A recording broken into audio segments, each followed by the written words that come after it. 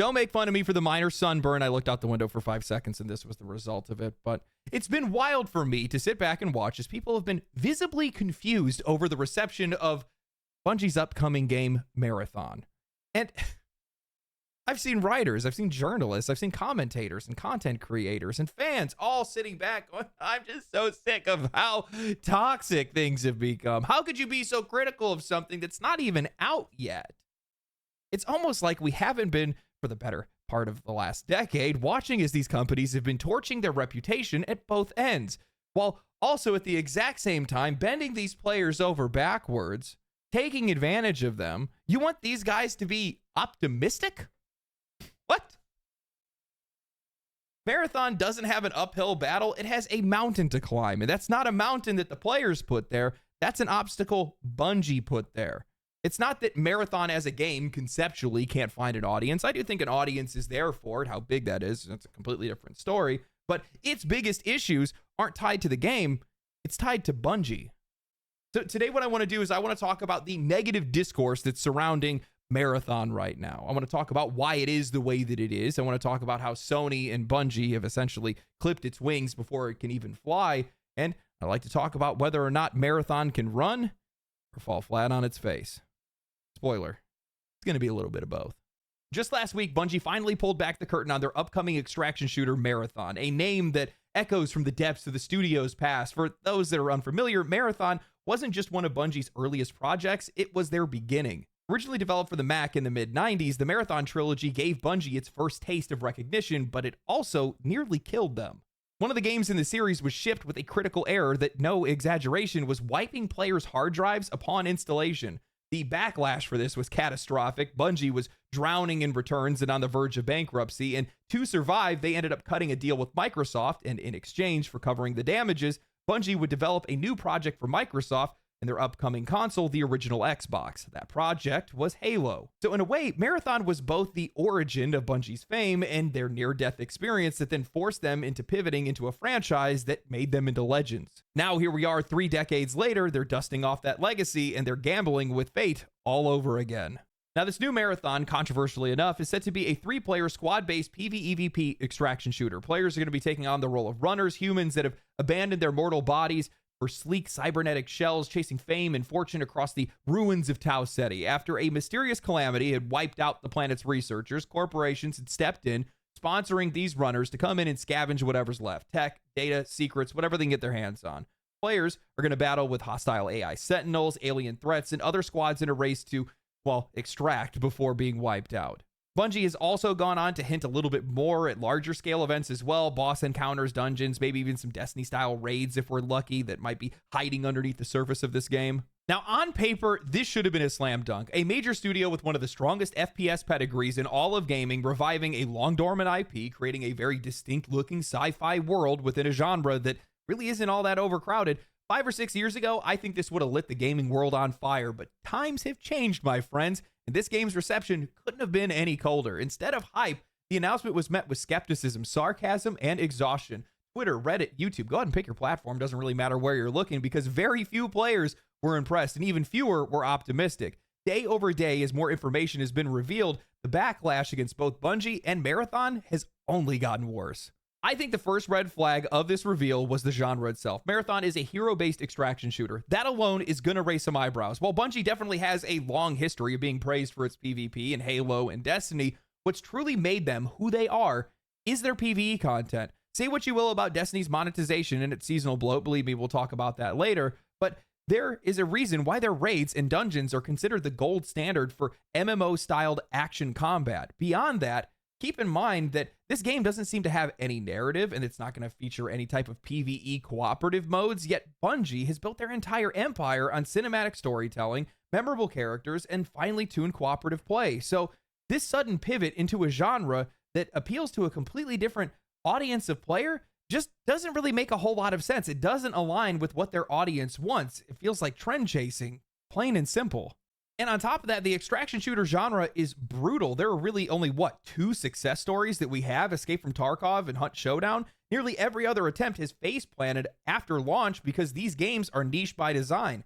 They're not meant to be easily digestible or streamlined experiences. Their very appeal lies in their punishing loops, the tension, the messiness, the lack of handholding. The moment that you try to sand off the edges to appeal to a broader audience, you kill what makes these games special. Simplify the loot and the game feels hollow. Add revives and you cut the stakes. Throw in flashy abilities and you undermine player skill. Any of these changes tells fans of that genre that this studio doesn't understand what they're building, and Bungie is already making all of those changes. I mean, case in point, there's no proximity chat in Marathon because according to Bungie, it would be way too toxic. I am so sick of this, by the way. This constant desire to soften and sanitize the edges of every gaming experience. This isn't making games safer, it's making them less interesting. The only thing that's safe about them is nobody's going to be playing them. In an extraction shooter, proximity chat isn't just flavor, it's function. It creates emergent, unforgettable moments. I cannot tell you guys how many times I've run into another player while playing Escape from Tarkov, adrenaline pumping, we're awkwardly trying to negotiate a ceasefire. Maybe we part ways peacefully, maybe we actually team up, maybe we betray each other in the next 5 minutes. That tension, that unpredictability, that's what makes this genre. Bungie stripping it out in the name of safety shows that either they don't get it or they're too afraid to embrace it. Now, if that wasn't enough, and I really love this part, I love when these developers do this, but when fans were asking if the game would include more PvE-focused content, maybe offer some options down the road for players that want something more cooperative over competitive encounters, Bungie responded with everybody's favorite line, "This game isn't made for you," telling fans of Destiny PvE that they don't recommend Marathon to them. Seriously, that's the message that you guys want to be sending to the Destiny community. The same people that have funded the game that you're making right now through years of support, expansions, and microtransactions that they purchased in Destiny 2, Bungie isn't just ignoring their core audience here. They are actively alienating them. It is baffling to me how many of these studios continue to make the exact same mistake, treating genuine questions like they're nuisances instead of an opportunity. Maybe, just maybe, if Bungie was paying attention, they would realize that players generally like the idea of a PvE-focused experience where they can then take what they earn into a more high-stakes PvP mode. It's the one thing that players have been waiting for and they've been wanting to get from Tarkov, and arguably, Bungie has the better skill set to deliver.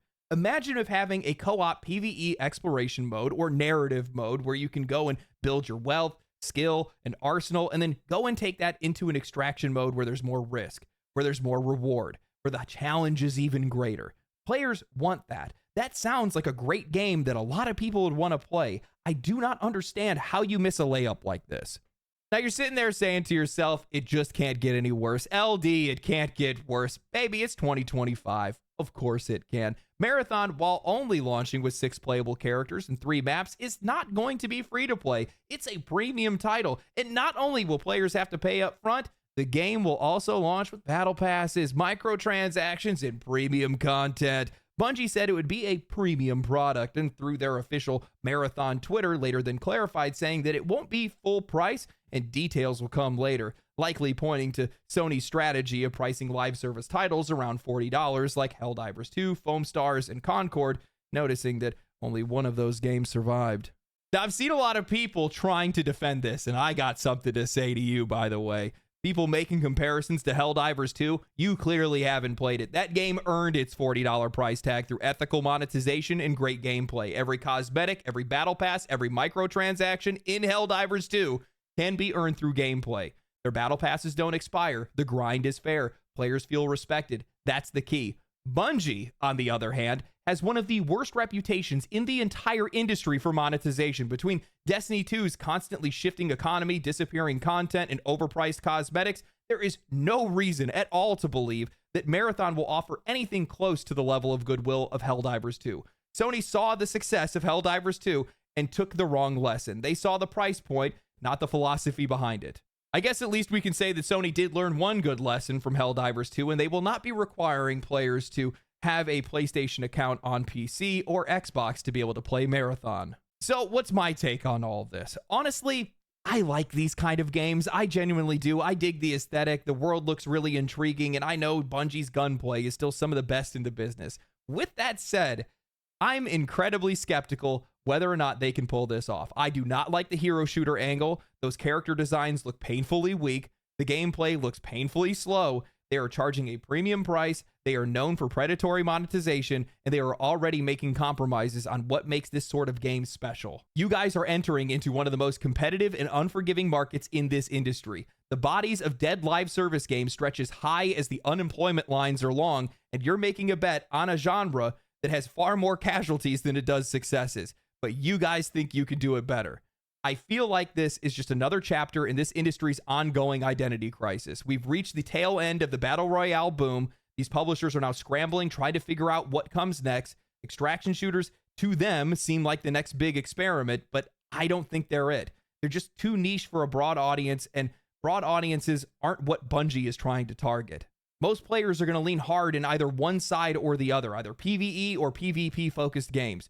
Forcing both of them together narrows that appeal. And any compromise that you're going to make to try to cater to one side or the other ultimately will ruin this game for everyone. Now, that's not to say that Marathon can't find success, but I do think the kind of success that Bungie and Sony are banking on is a fantasy, especially if they're charging a premium price on top of battle passes and microtransactions. You're putting up a paywall around a game that lives or dies by player engagement. It makes no sense to me. You are actively pushing away the very people that might have just tried the game out of curiosity, people who might have liked it, stuck around, and maybe even brought their friends with them.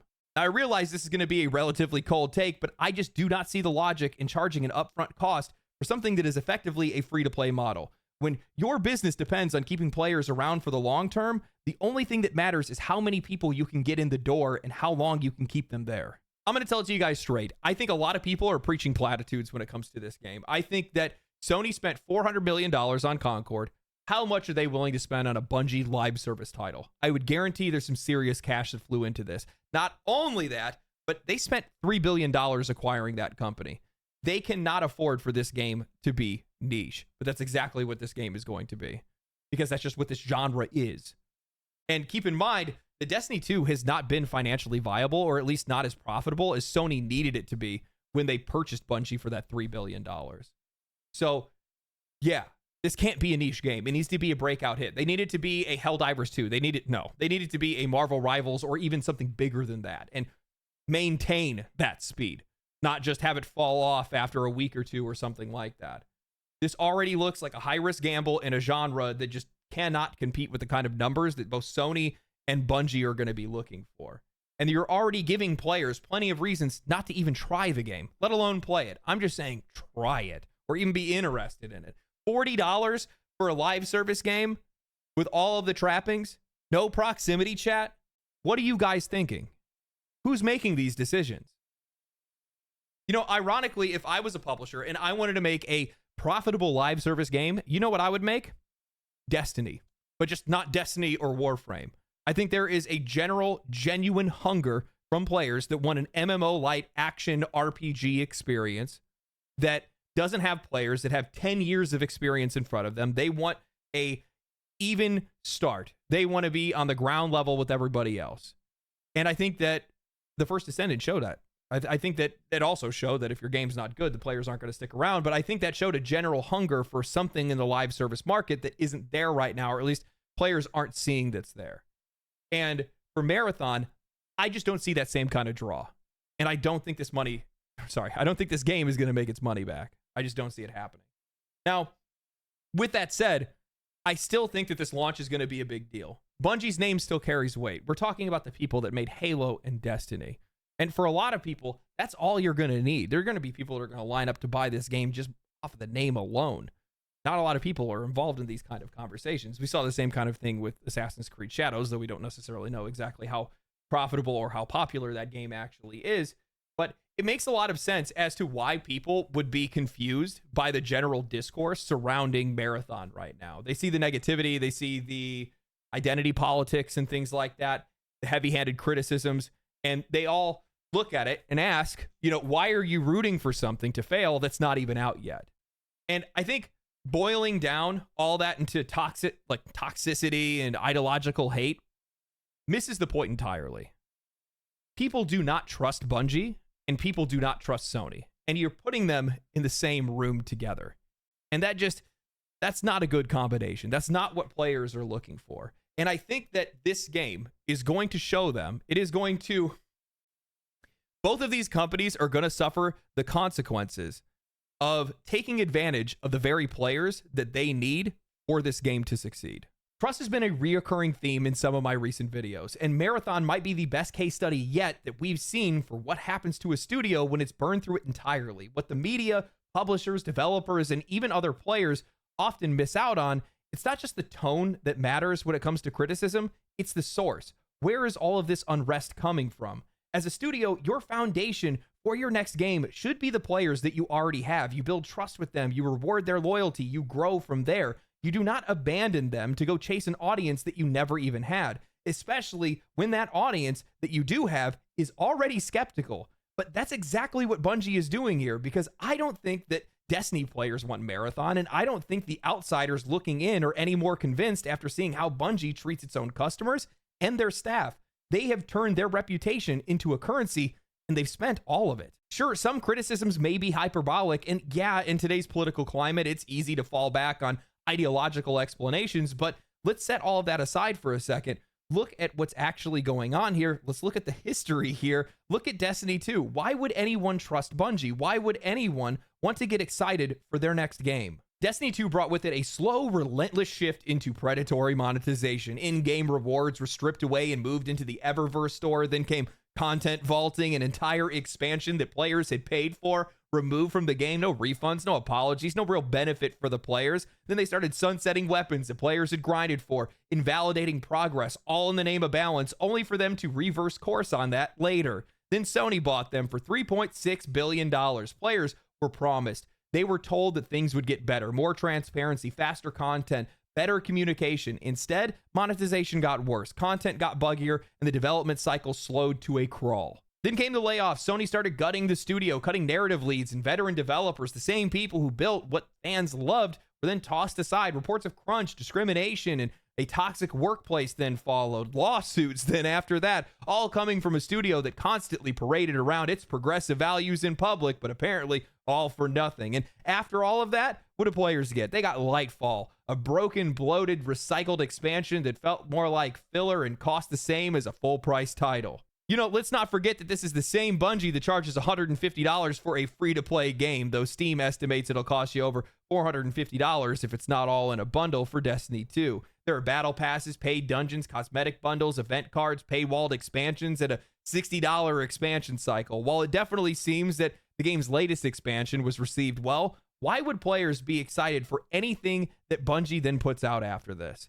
They don't trust them, and frankly, they shouldn't. There's no loyalty left, no goodwill, just the appearance of a studio that's looking for new ways to squeeze the last few dollars out of whoever's left around. This is one of the reasons why they keep losing players, and when you treat players like disposable wallets, you can't be surprised when they treat your next project like a joke. Bungie and Sony are gambling with their franchises, betting everything on growth, on shareholder satisfaction, on live service revenue, but you don't build trust by gambling. You build it with respect. And right now, that respect is gone. And look, I get it. I know that the discourse around games has gotten more toxic, but so has the way that players have been treated. Studios are demanding more money, offering less value, and when players push back, they're dismissed, they're mocked, they're told that this game isn't made for you. This isn't about ideology. This is the direct result of corporate bloat, of chasing endless growth in an industry that's already overextended. Eventually, you're going to hit a ceiling. You're going to outpace your own audience, and when you can't pull in any more players, the only thing that's left to do is to bleed the ones that you already have dry.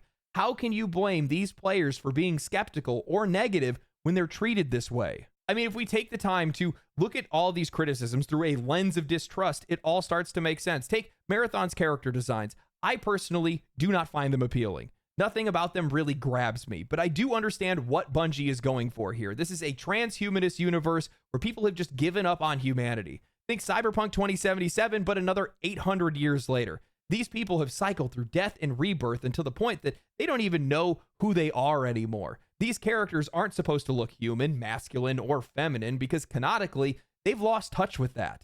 And this is the point that I think a lot of people miss, is that nuance is lost on a skeptical audience. They are not going to assume the best, they're going to assume the worst. I've seen the accusations, the backlash about androgyny, the character designs, the questions about who's leading the project. Some of it is ideological, sure, without a doubt, but all of it?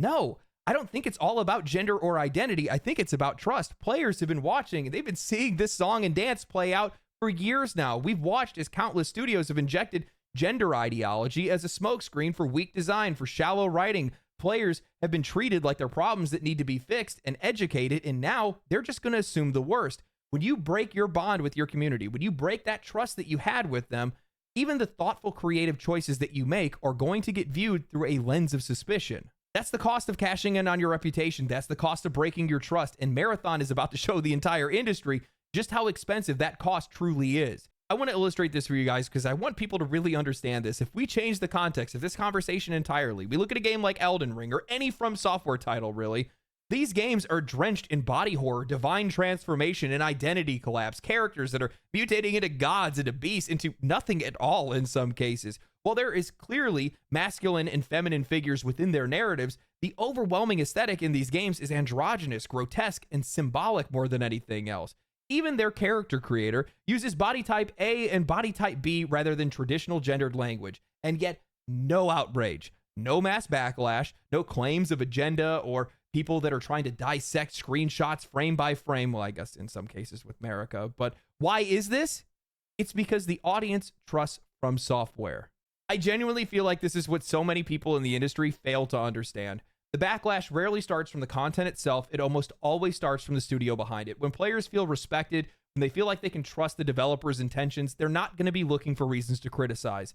They're invested. They want to believe. They want that game to succeed. But when that studio squanders that trust, players will scrutinize everything. They will attack everything because they are waiting to get burned again. I don't understand how industry veterans and writers are missing out on such an obvious shift in priorities from some of the most successful studios in this industry. Look at the studios that are out there that are earning goodwill right now. Larian Studios dropped one of the best RPGs that we've seen in years in Baldur's Gate 3. They sold it at a fair price. They packed it full of content, no microtransactions, no season passes, no DLC. Even when fans were begging for more content, what did Larian do? They added it for free. They refused to monetize their player trust. From Software, right now, they're making Elden Ring Night Rain. Fully multiplayer focused game, no cash shop, no battle passes or microtransactions. Hello Games has spent years now making No Man's Sky, adding more and more content to it, even when players are begging to give them money. They are dropping massive updates for free, transforming it into something that players actually love. The result? Trust, loyalty, excitement. These studios, when they go to announce their next project, these players aren't going to question it. They're not going to brace themselves for disappointment. They are ready to believe, they want to believe it's going to be great. That's the difference. These developers understand that their audience isn't something to be manipulated, it's something to be earned. Now, this may come as a surprise to you guys, but a lot of people from the industry watch these videos. I get a lot of feedback from developers. Hell, I just recently talked to a CEO. You guys are going to be hearing more on that later this week. But if you work for Bungie and you found this video for whatever reason, know that this isn't out of bad faith or anything like that. This is just genuine criticism, and I'm being realistic about the position that you guys are in. And you have to do something about that.